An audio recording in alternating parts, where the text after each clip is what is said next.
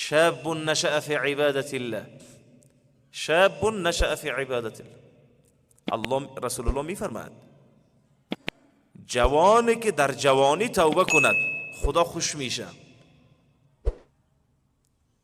ان یردهما صفرا ان الله یستحی ان یردهما صفرا. آخر حدیث خدا خجالت میکشد که دست محاسن سفید را خالی برگردانه. حدیثه رسول صلی الله علیه فرمودن از ریش سفید محاسن سفید خدا شرمش می آید، خدا خجالت میکشه، میگه من چگونه با این رحمت و گستره از رحمتم دست این بیچاره و سال خورده را خالی برگردانم. لذا این خود را به قبولانیم در این جمعه، خدا خوش میشه.